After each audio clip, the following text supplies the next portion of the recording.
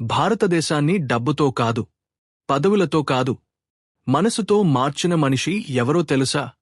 ఒక దయగల మనిషి, ఒక ధైర్యమైన నాయకుడు, మనుషుల్ని గౌరవించడం తన జీవిత లక్ష్యంగా మార్చుకున్న మహానుభావుడు.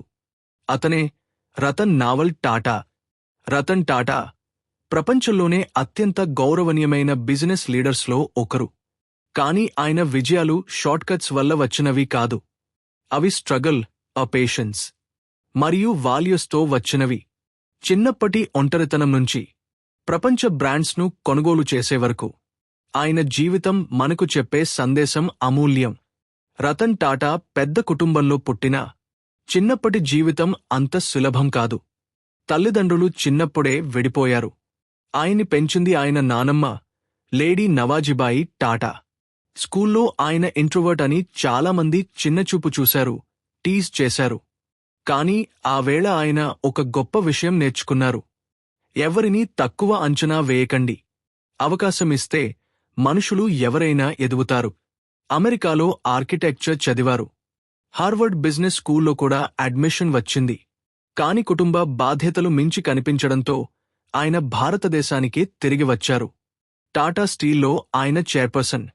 అందరిలాగే పెద్ద ఆఫీసులో కూర్చోలేదు.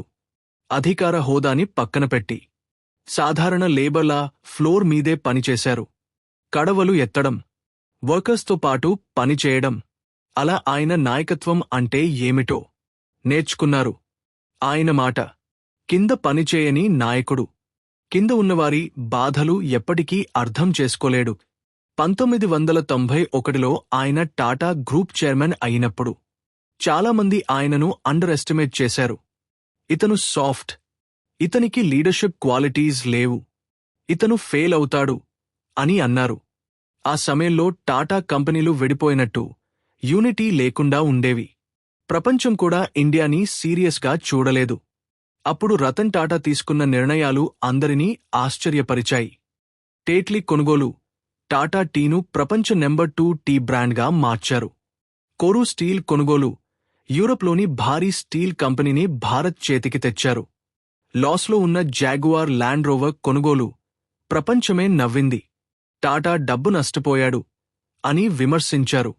కాని కొద్ది సంవత్సరాల్లో జాగ్వార్ ల్యాండ్ రోవర్ ప్రపంచంలోనే వేగంగా పెరిగిన లగ్జరీ కార్ బ్రాండ్ అయింది.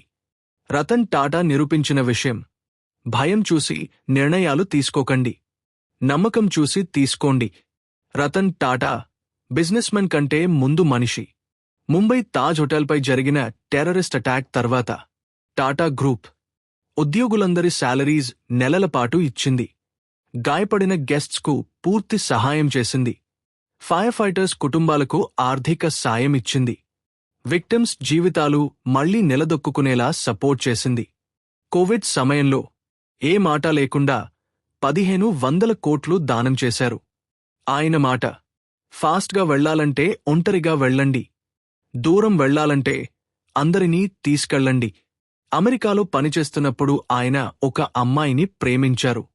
వివాహం చేసుకోవాలని నిర్ణయించారు. కాని నానమ్మ అనారోగ్యంగా ఉండడంతో ఆయన ఇండియాకు తిరిగి వచ్చారు. ఆమె రావాల్సుంది.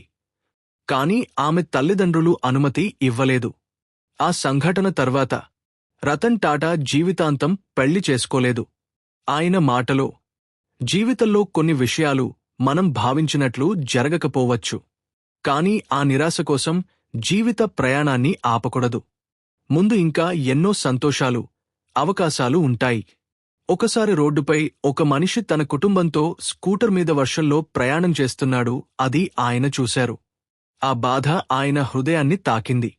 అప్పుడు ఆయన ఒక నిర్ణయం తీసుకున్నారు. పేదలకు ఒక సేఫ్ కార్ ఇవ్వలేకపోతే వ్యాపారం చేయడంలో అర్థం లేదు.